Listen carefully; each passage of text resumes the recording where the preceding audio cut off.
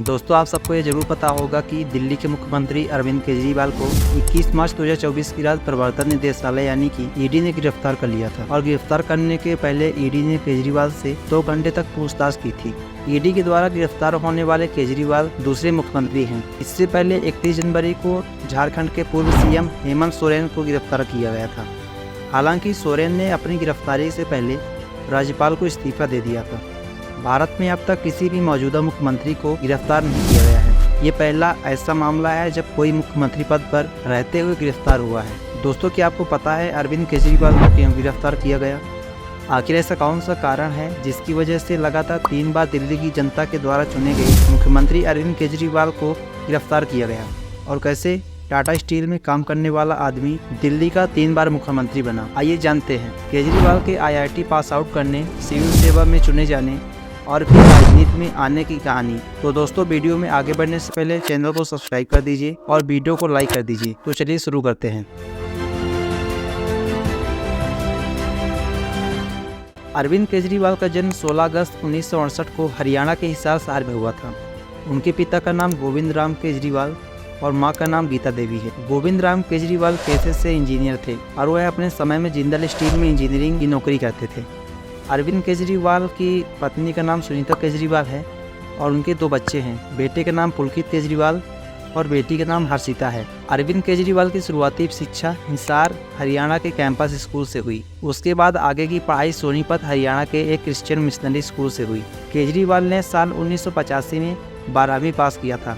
उन्होंने 1989 में IIT खड़गपुर से मैकेनिकल इंजीनियरिंग में बीटेक किया। उन्होंने IIT की डिग्री हासिल करने के बाद अपनी पहली जॉब जमशेदपुर की टाटा स्टील कंपनी में की, लेकिन यहाँ पर कुछ दिन तक काम करने के बाद उन्होंने साल 1992 में टाटा स्टील को छोड़ दिया। इसके बाद वह कुछ सामाजिक कार्यों के लिए कोलकाता में रहे, लेकिन 2 महीने के बाद ही वह वापस अपने घर आ गए और फिर दिल्ली में रहकर सिविल सर्विस की तैयारी करने लगे। उन्होंने काफ़ी मेहनत की और वह अपने पहले ही प्रयास में सफल हुए और उन्हें IRS यानी कि इंडियन रेवेन्यू सर्विसेज में नौकरी मिल गई। इसके बाद उन्हें इनकम टैक्स डिपार्टमेंट में असिस्टेंट कमिश्नर के पद पर नियुक्त किया गया।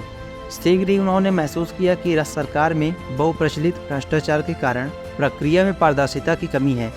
अपनी आधिकारिक स्थिति में रहते हुए ही उन्होंने करप्शन के अगेंस्ट मुहिम शुरू कर दी। उन्होंने आयकर कार्यालय में पारदर्शिता बढ़ाने के लिए कई परिवर्तन लाने में महत्वपूर्ण भूमिका निभाई। इससे पहले भी वो सामाजिक कार्यकर्ता रहे हैं और सरकारी कामकाज में अधिक पारदर्शिता लाने के लिए काफी संघर्ष किया। भारत में सूचना का अधिकार के आंदोलन के जमीनी स्तर पर सक्रिय बनाने और गरीब नागरिकों को भ्रष्टाचार से लड़ने के लिए सशक्त बनाने हेतु उन्हें वर्ष 2006 में रमन मैग्सेसे पुरस्कार से सम्मानित किया गया। इसी साल 2006 में अरविंद केजरीवाल ने नई दिल्ली में इनकम टैक्स कमिश्नर के पद से इस्तीफा दिया।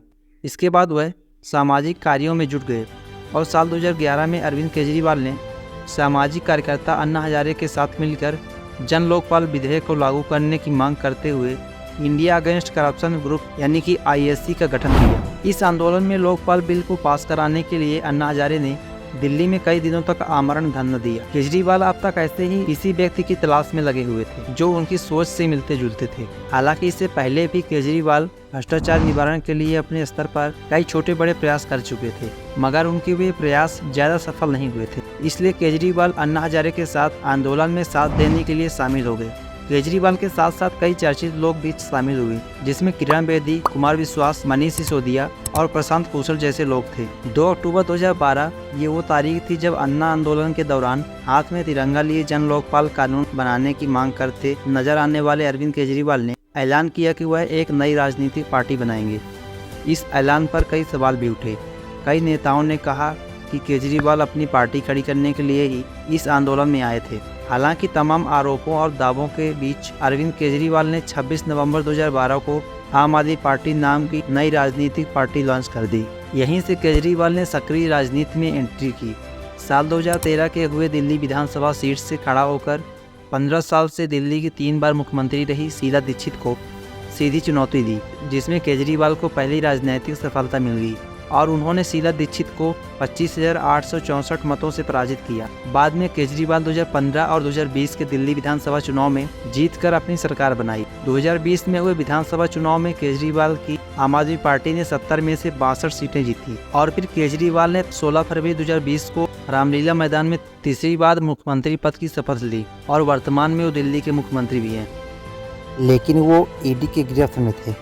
ईडी ने कोर्ट में कहा है कि आम आदमी पार्टी के प्रमुख अरविंद केजरीवाल दिल्ली आबकारी नीति घोटाले के सरगना और मुख्य साजिशकर्ता हैं। ईडी ने अपने रिमांड एप्लीकेशन में कहा है कि केजरीवाल कुछ व्यक्तियों को लाभ पहुंचाने की साजिश में शामिल थे और इस लाभ के बदले शराब व्यवसायियों से रिश्वत की मांग की थी।